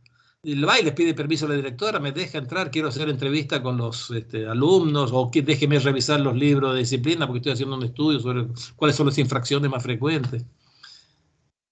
Nosotros tenemos una relación de sujeto-objeto, tenemos una distancia. Yo le digo a los docentes, yo miro las cosas de la escuela con un distanciamiento que me da todos los instrumentos de observación que tenemos los sociólogos. El censo, la encuesta, la entrevista, todo lo que les decía, el focus group, el análisis de documentos. Nosotros tenemos una serie de instrumentos que nos permiten ver las cosas desde lejos. Y yo desde lejos puedo ver cosas que desde cerca el maestro no puede ver. Por eso tenemos distintas maneras de ver, vemos cosas distintas. Pero el maestro que está todos los días en el aula, que tiene que enfrentarse con los problemas de indisciplina, agresión, violencia, que tiene que administrar un padre furioso que viene y que le dice, ¿por qué me reprobó a mi hijo? Esa maestra no solamente ve cosas que yo no veo, ella siente cosas que yo no puedo sentir. Por más que me hagan todas las entrevistas, que esté horas dentro de la escuela, le haga entrevistas a todos los profesores, pero el maestro que está ahí, él siente, él ve cosas que no puede. Entonces, el problema no es de teoría y práctica. ¿Se escucha? Porque hay una interferencia. Teoría y práctica, haciendo que hay distintas relaciones con ese objeto. Hay cosas que se pueden ver de lejos a través de estos instrumentos de observación y hay cosas que solo se pueden ver de cerca. Entonces yo le digo a los docentes, hagamos un pacto. Usted me cuenta cómo se ve de cerca, cómo ve de cerca el problema de la disciplina y yo le cuento cómo se ve de lejos. Porque yo le puedo analizar las infracciones durante los últimos 10 años y voy a observar si las infracciones contra la propiedad, por ejemplo, los robos, disminuyen y aumentan las infracciones contra la persona. Él no lo puede hacer eso si no tiene toda esa serie de datos, no puede ver las cosas a la distancia. Yo puedo ver cosas que el maestro de cerca no puede ver. Ese es el planteamiento. Hay que reconocer que nosotros tenemos a la educación como objeto. Un tesista, un maestrando, un doctorando, es un investigador de la escuela. Él va a la escuela a estudiarla, no a hacerla. ¿Se entiende? Él la va a estudiar, tiene una relación de distanciamiento. Eso es lo que produce distintas visiones. Y hay que reconocer que lo mejor sería complementar estas visiones, no estar discutiendo si la teoría y la práctica. No, yo tengo veo cosas que usted no puede ver. Y yo reconozco que usted ve cosas porque está cerca que yo no puedo ver de lejos. Punto. Muy bien, excelente, doctor Tenti, muchísimas gracias. Hay un conjunto enorme de valiosas intervenciones en el chat y preguntas. ¿Las podré ver todas esas preguntas, Libardo? Sí, claro. Usted tendría acceso al chat, yo voy a mirar algunas, pero... No, ahora no puedo. Sí, claro, usted... No, ahorita no. la grabación, yo me comprometo con usted que la va a tener y ahí aparece pues todo el recorrido del chat. Pero quisiera pedirle a alguno de los docentes o estudiantes que han planteado aquí todo este conjunto impresionante, invaluable de inquietudes y preguntas, si alguno se anima a presentarla de manera oral, o sea, si podemos interactuar un poquitito más, si les parece. No tengo ningún inconveniente en seguir leyendo el chat, pero me parece que tenemos la posibilidad también de interactuar de otra manera. Entonces, no sé si alguien se anima, por favor. Que levante la mano. Luis Evelio, muy bien. Una pregunta interesante sobre cómo desmontar esa unidireccionalidad en la investigación. Lucho. Muy bien, buenas tardes, doctor, buenas noches. Muchas gracias por su compartir. Yo no tengo no sé si eso es un problema o una alergia, no sé, con el asunto de las modas. Igual, comparto. Entonces se meten unas modas y una de esas modas era la que yo colocaba ahí en el chat y es ese asunto de que, miren, usted tiene que seguir esa secuencia. Primero la formación, o sea, fórmese. Luego de que se forme, vaya y investigue. Cuando usted investiga, pues produzca algo. Y ahora hay que ser innovador. O sea, esto es una cosa como esquizofrénica, ¿no le parece? Porque, es decir, primero porque esto no puede ser secuencial ni lineal. Pero ¿cómo combatir uno esto? Ahora hablamos de ecosistemas, ¿sí? O sea, un asunto muy interesante, muy valioso, pero que también puede ser entendido como, bueno, ahora no pensemos en líneas, formas de investigación, sino pensemos en ecosistemas de investigación y veamos cómo articulamos la producción del conocimiento y el ejercicio de la investigación formativa en su tránsito a la investigación disciplinar. Entonces, pues yo no sé, el comentario mío es ese, porque, y además que las estructuras administrativas también dan al traste con muchas de estas inquietudes o iniciativas, y también creo yo que un poco de temor nuestro, ¿no? Como muy aconductados a lo que se establece en las instituciones, en las universidades, y eso pues nos limita mucho el ejercicio investigativo.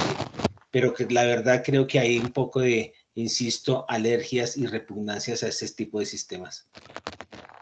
Ok, podemos escuchar, doctor Tenti, si le parece, de pronto un par de colegas más, de estudiantes, de docentes. El profe Jairo tenía una inquietud muy interesante de transitar de la dialogicidad, ¿cierto?, al mundo, al ámbito de lo conversacional, poniendo como centro el contexto. No sé si sobre eso Jairito quiere agregar algo. O el profe Rodolfo, que decía que además de reconocer la perspectiva histórica, también había que introducir la necesidad del pensamiento crítico. ¿Quién se anima?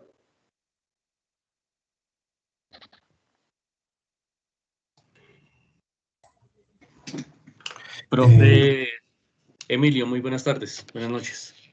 Sí, Jairo. Yo, Jairito.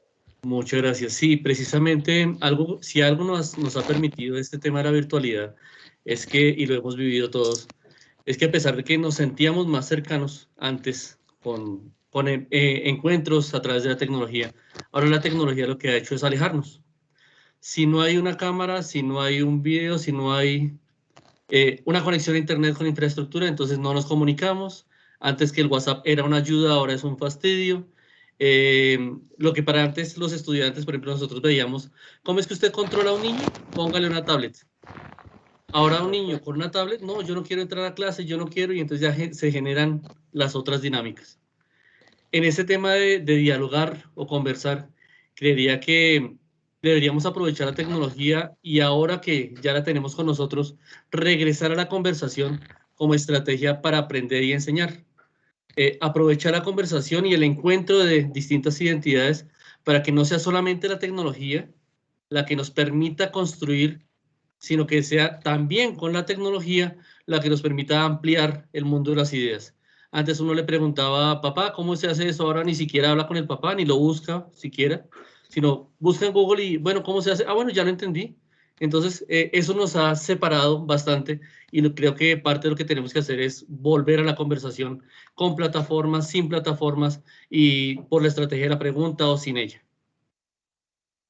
Sí.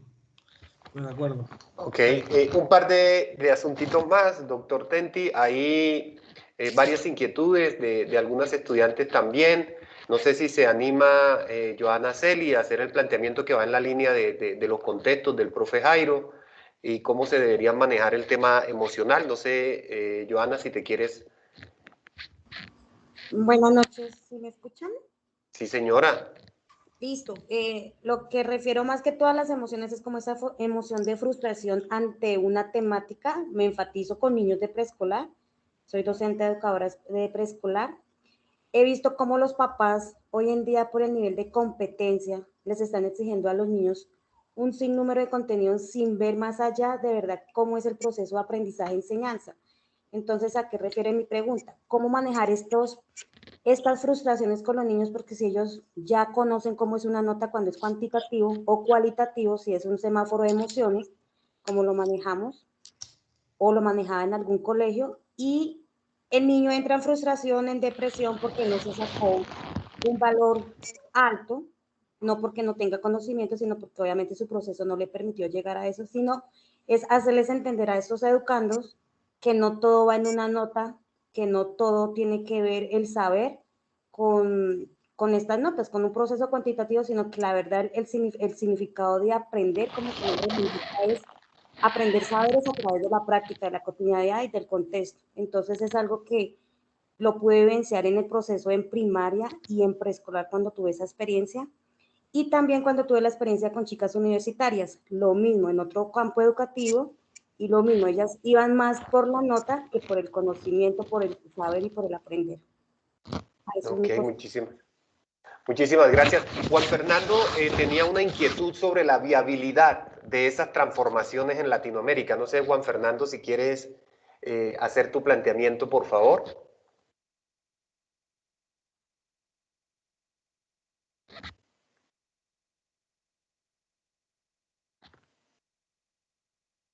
Bueno, no se anima por aquí Juan Fernando. Él está... Sí, Aquí bueno, está. buenas noches a todos. Profesor Tenti. Sí, de acuerdo a mi pregunta, me pareció muy interesante, digamos, el hecho de analizar como ciudadanos, pero también como maestros, los tipos de aprendizajes y sobre todo de habilidades para los cuales se están preparando a los ciudadanos. Y aquí la cuestión como la planteaba aquí en el chat era básicamente lograr como la metodología, las estrategias y de que realmente los niños, niñas y adolescentes adquieran estrategias enfocadas en sus necesidades desde sus contextos sociales, con sus familias, con sus amigos, en sus territorios rurales o urbanos. Es realmente posible, pues, con, digamos, aquí mediados por las tecnologías o en la presencialidad. Gracias. Bien, doctor Tenti, quisiera agregar... Bueno, aquí está el profesor Rodolfo. Le animó el profe Rodolfo a hacer su planteamiento. Profe Rodolfo. Buenas noches, gracias. Mi inquietud va uniendo, profesor Tenti, dos conceptos que usted hablaba. Ayer usted hablaba de la capacidad expresiva, que me parece un hito bien interesante para traerlo a colación de los procesos actuales de formación, tanto de profesores como de investigadores, y hoy habla de la perspectiva histórica. Sobre estos dos principios, yo elaboré la pregunta. Bueno, sería indispensable, y no es una cuestión, de acuerdo con Luis Evelio, no es una cuestión de moda, no sería indispensable hoy en día asumir una postura, una propuesta habitual, secuencial, insistir en la necesidad de formar pensamiento crítico en el docente y en los procesos de la investigación, a la par de la perspectiva histórica y a la par de la capacidad expresiva. Esa sería mi pregunta. Gracias. Muchísimas gracias, profe Rodolfo. Doctor Tenti, dado que, digamos, también para respetar un poco el tiempo que habíamos acordado, le vamos a formular una última pregunta para que usted... Aquí son las 10 de la noche. Sí, sí, señor, lo sabemos y por eso reiteramos nuestro agradecimiento.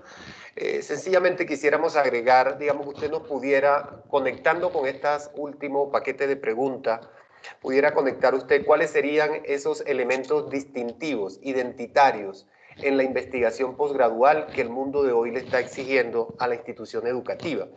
Algunos, esos rasgos, ¿no? Además de toda esa lógica, pero también en clave de esta noción contracultural que usted ha planteado, ¿cuáles serían esos rasgos distintivos de esa investigación en posgrado que hoy Latinoamérica nos demanda a toda la educación intencionada? Bueno, yo no sé cómo hacer para...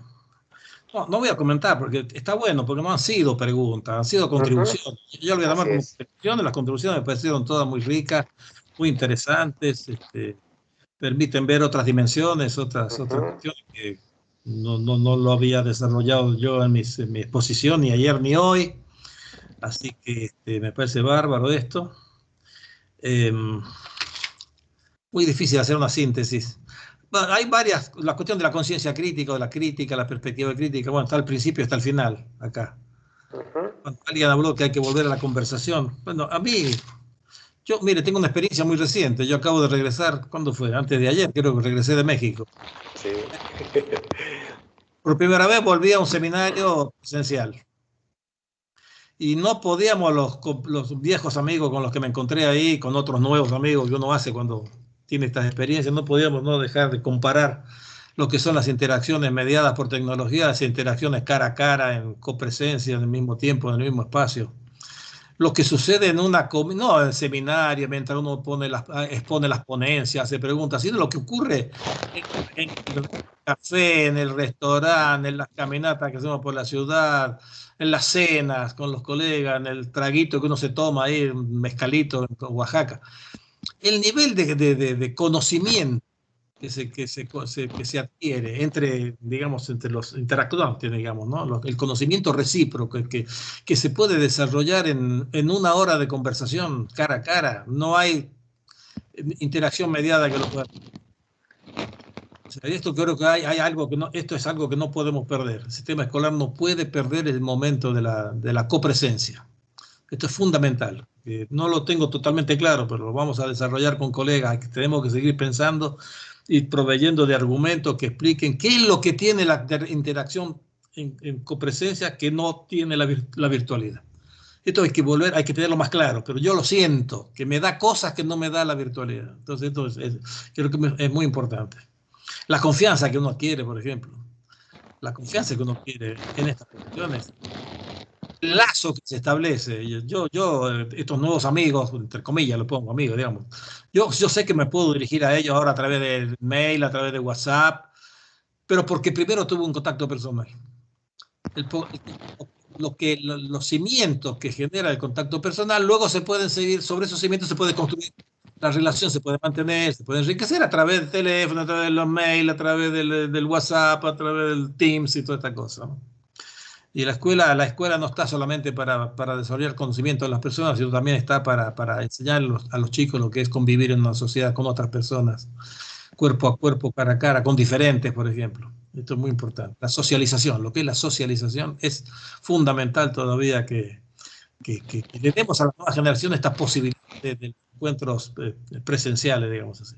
Después está el tema de las emociones. Esto es un tema emergente, muy interesante. No solamente, no somos razón, somos también sentimiento, emoción.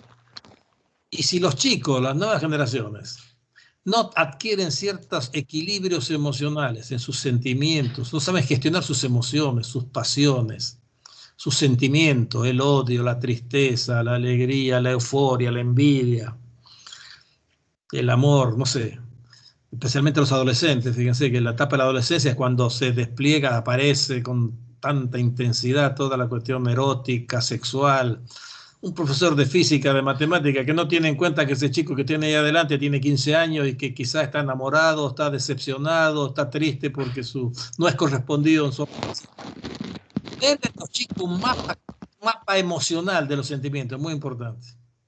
Hay un italiano que tiene unos textos muy lindos sobre esta cuestión y dice que en la cultura griega existían una serie de dioses, el de la envidia, el de la guerra, el del odio, que a través de la mitología los seres humanos aprendían a conocer sus propios sentimientos y emociones y administrarlos. Si uno no tiene un equilibrio emocional básico, si los niños no han logrado cierta capacidad de autoestima, por ejemplo, cierta empatía, si no hay ciertos equilibrios emocionales, no hay regla de tres simples, no hay lenguaje, no hay historia de Colombia, no hay física, no hay química, digamos. Que el equilibrio emocional es como una especie de precondición. Entonces, a esto se le llamaba en la sociología tradicional la socialización. La instrucción era el proceso de apropiación de conocimiento racional, técnico. Aprender a leer y escribir, la regla de tres simple, la historia de un país, etcétera, etcétera. La otra era socialización. Da la impresión que incluso en el mundo capitalista desarrollado, las escuelas han tenido que asumir funciones de socialización, funciones de gestión y administración de los sentimientos, que antes desarrollaban las familias y que por los cambios en las estructuras y dinámicas familiares, entre los cuales hay un factor fundamental que es la incorporación de la mujer al mercado de trabajo, eso que antes hacía la mamá y ahora no hace la mamá, lo tiene que hacer la escuela. Entonces yo estuve en un seminario en Canadá donde me sorprendió ver cómo las especializaciones psicopedagógicas tendían a crecer. Las asociaciones de profesionales que trabajaban en la escuela cada vez tenían más miembros.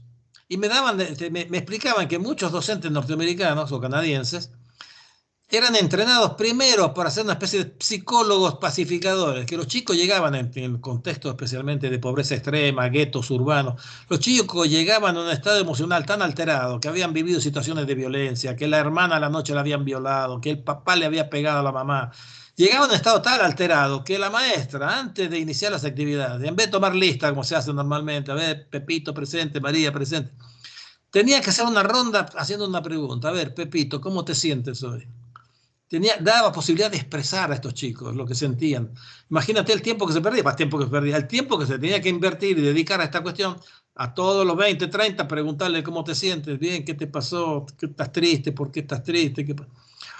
No, esto ocupaba tiempo que iba en desmedro de lo que era la instrucción, porque el tiempo de clase es limitado. Si tú dedicas el 30% de clase a esta cuestión emocional, que antes la dedicabas solo a la cuestión directa instruccional, bueno, esto es un tema muy importante. Para mí esto del desarrollo de las emociones, los sentimientos y las pasiones y la gestión, el que los chicos alcancen a desarrollar una especie de mapa, no solamente un mapa cognitivo, sino un mapa de sentimientos y de emociones, que sepan distinguir el amor, el odio, la envidia, la tristeza, la alegría, el miedo.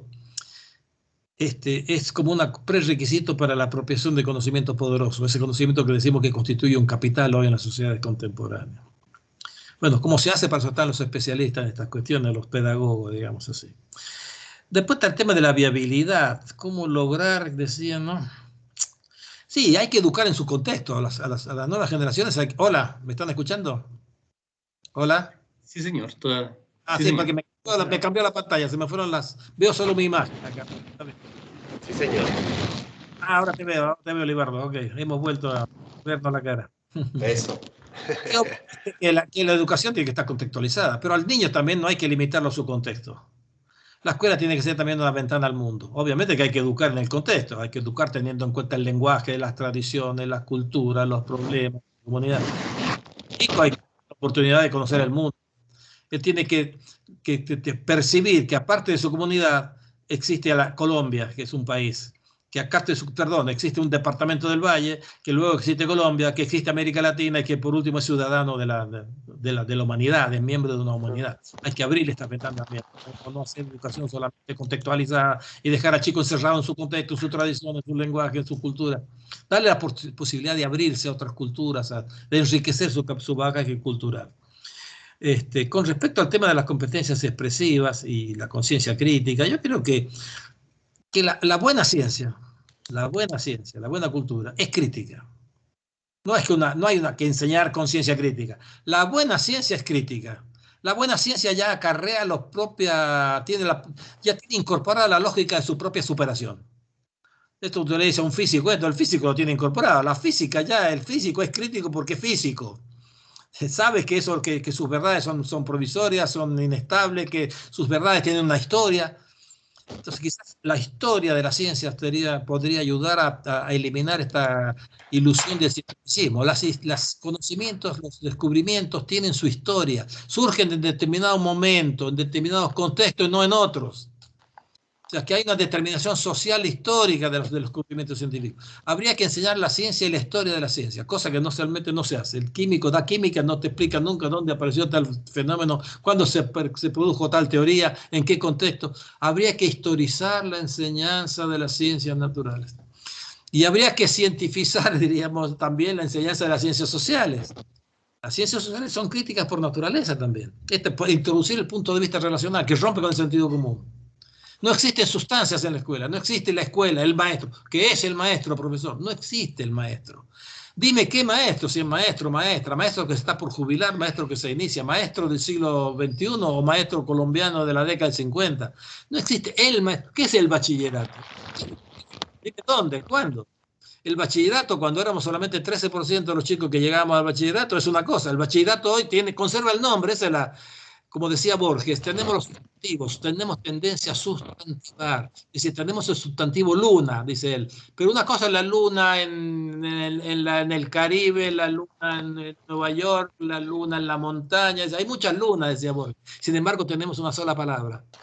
Entonces, hay que evitar sustancializar el punto de vista relacional, el punto de vista histórico, el punto de vista... Hay que desnaturalizar.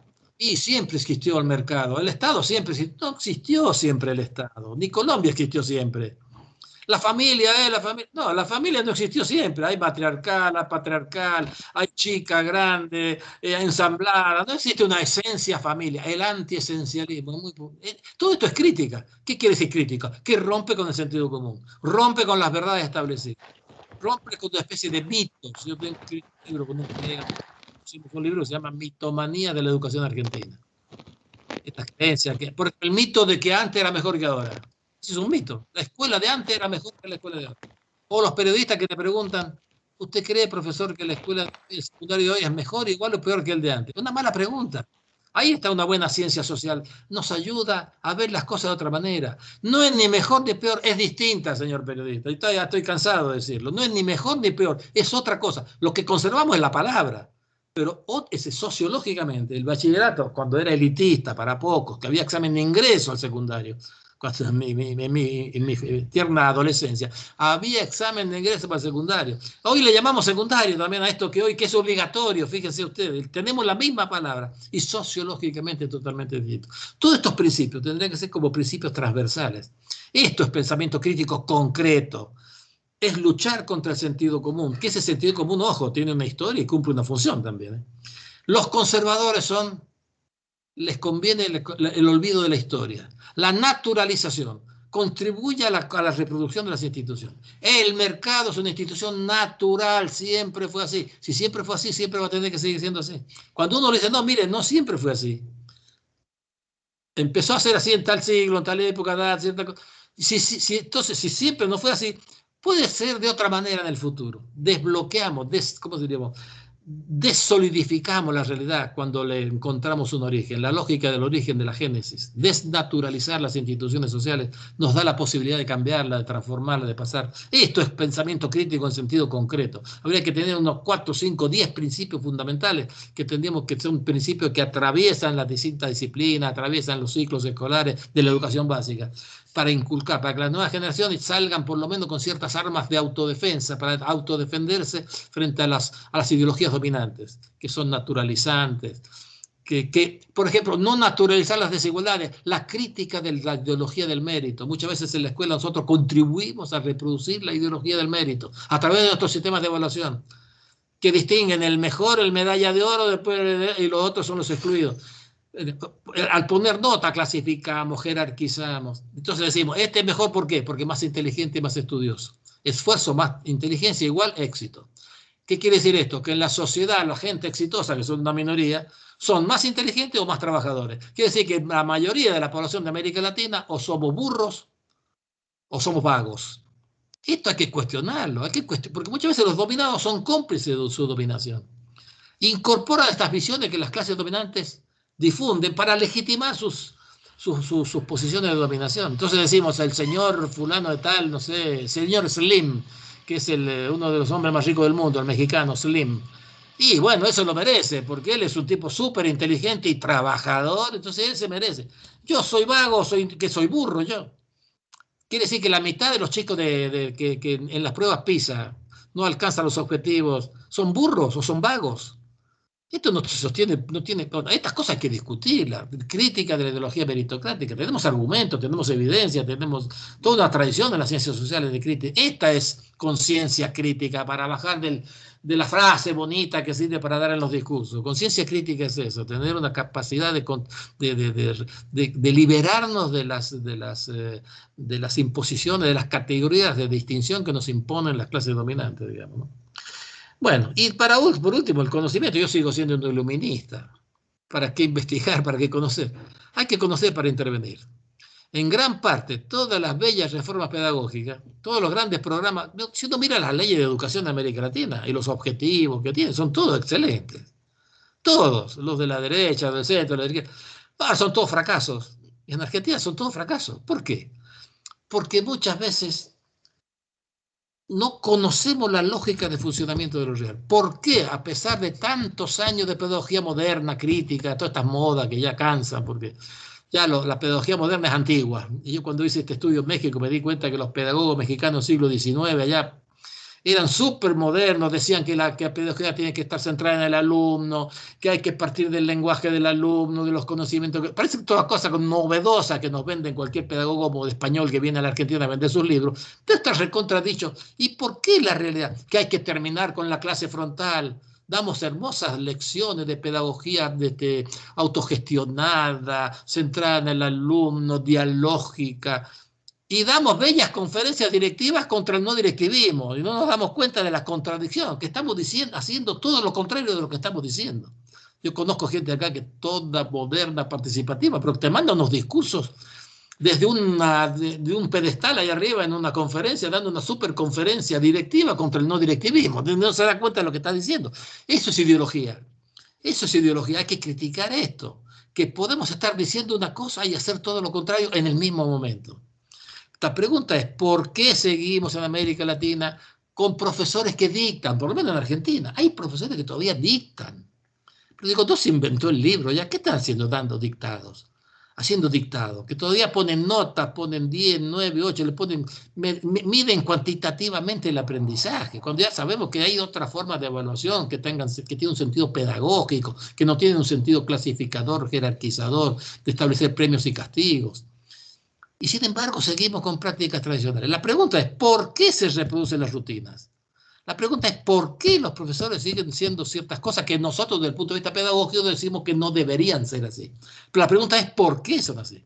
Es ahí donde la investigación tiene que empezar a hacer alguna serie de aportes. Porque si no conocemos por qué ciertos fenómenos se producen y reproducen y consideramos que no son pertinentes, que no son productivos, que no son legítimos, tengo que conocer por qué se producen antes de estar proponiendo reformas. Si yo conozco cuáles son los factores que lo producen, puedo intervenir sobre esos factores. Eso es lo que hace un médico.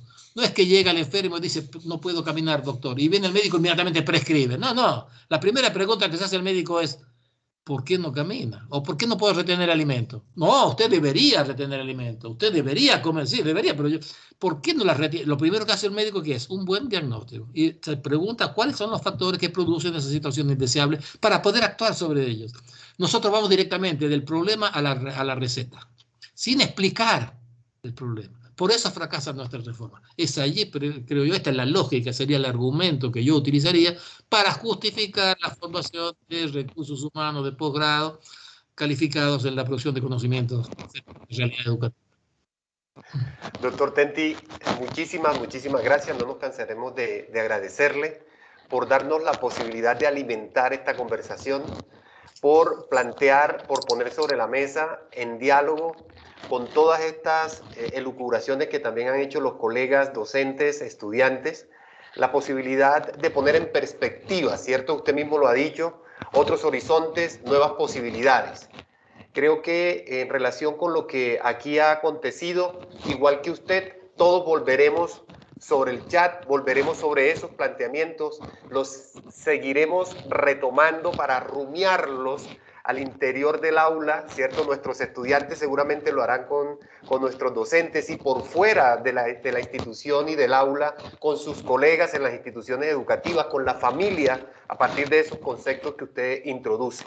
Seguiremos entonces en este proceso de construcción colectiva y me voy a arriesgar con Machado a introducir una expresión que a mi modo de ver sintetiza de una manera algo pertinente, pero también desde el punto de vista estética lo que hoy ha acontecido.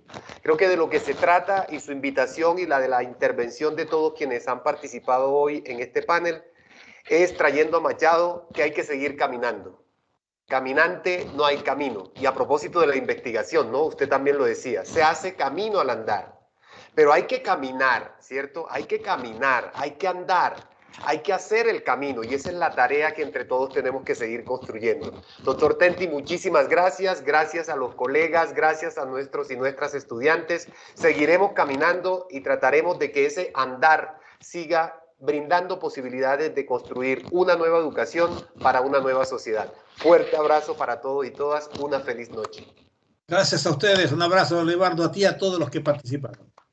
Muy bien, un aplauso para usted y nos vemos el sábado. Infinitos agradecimientos. Hasta el sábado, hasta el sábado. Feliz noche.